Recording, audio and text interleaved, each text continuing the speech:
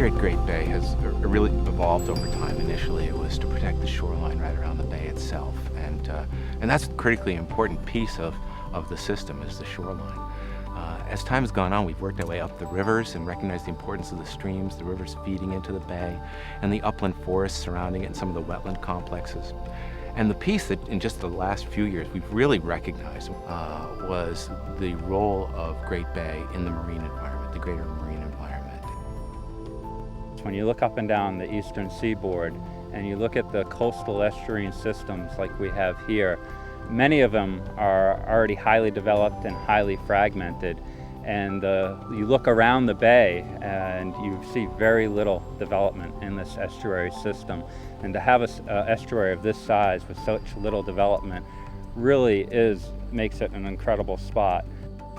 It's an extremely important inland estuary, and it's important for a lot of different reasons. It really provides a breeding ground for the entire fisheries that go out into the Gulf of Maine, for example. It's really I think of it as the jewel in the crown in the Seacoast area. I know intellectually that it's incredibly important as an ecosystem by itself and as a stopping place for migrant birds, but I think it goes further than that. I think if we take care of Great Bay, we're taking care of the communities that surround Great Bay. It's a place where people can go and really get back into nature in an unstructured way, where they can go boating, go walking. People bike out here, they run. There's lots of walking trails thanks to the Nature Conservancy. If we look at conservation along the East Coast, there's a number of important estuaries like this that are important to conserve. And man will develop, and the coast is a great magnet for folks. People love to enjoy the coast, but we don't want to enjoy them to death. And that's why special areas like this are a little bit more important in terms of protecting because of the salt marshes and the variety of habitats that exist in estuaries like Great Bay. To continue to make sure that Great Bay fits as part of that greater effort, we've really got to be part of a much broader marine conservation effort. We've got to be looking at the rivers, we've got to be looking at the surrounding forests, and we've got to be looking at the oceans. So I think that taking a systems approach and scaling up our efforts in ways that go far beyond touching people's hearts about the places that they're in love with that are very local. That's going to be a critical element as long as we're doing our work.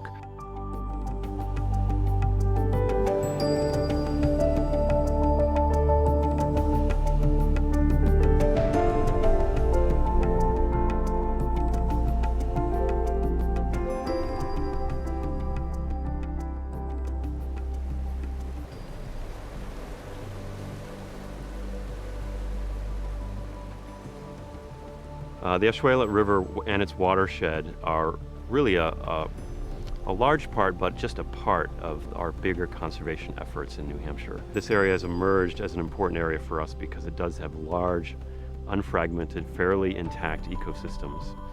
And the Osceola River represents a very high quality, important river as a tributary to the Connecticut River. I personally believe that biodiversity, all the animals and plants and critters that we see running around the landscape intrinsically have value. But I also think those things have value to humans, and those things are places for people to get away from their everyday normal lives, to spend time fishing on the river or hunting in the woods or just taking a walk or bird watching. And we have the opportunity right now to protect not only nature preserves, but places where we can have working forests. People can continue to use the forest for the resources that are there. And we want to make sure that that opportunity exists for the long term.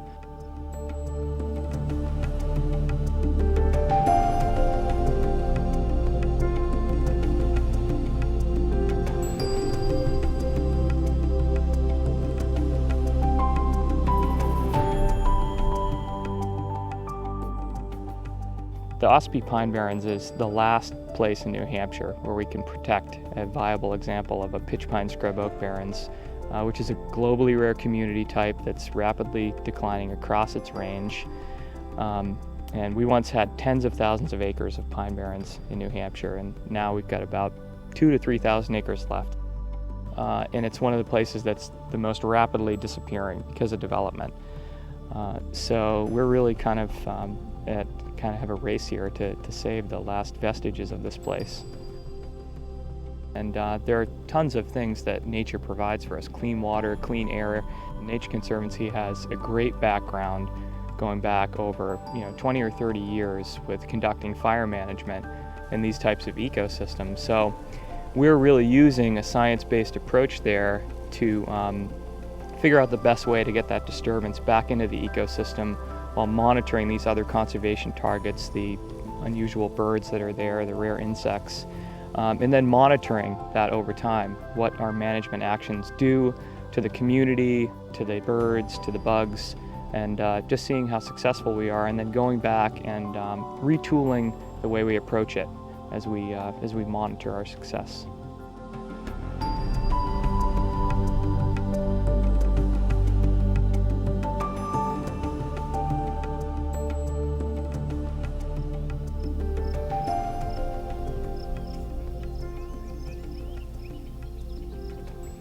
We live in the landscapes that we're trying to protect. We influence the ecosystems and the plants and animals that live there.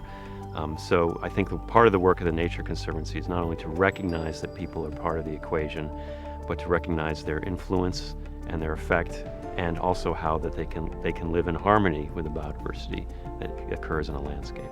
Land is disappearing. The ecosystem needs to be supported, and you can be most effective doing it immediately. It's a wonderful group of people in New Hampshire. You get to meet them, you get to know them, you have a chance to participate as a volunteer or go to meetings. It always gives you confidence when you know the group of people that are running it, and they give you their reasons why they're doing things, and they're good reasons, and we have confidence in the way this chapter is being run. So our role here in New Hampshire, I think, is to be making sure that we bring the very best thinking to the table to help us identify the opportunities that are going to matter the most in the future. We cannot afford not to put effort and money into an organization such as this. Good things don't happen by themselves.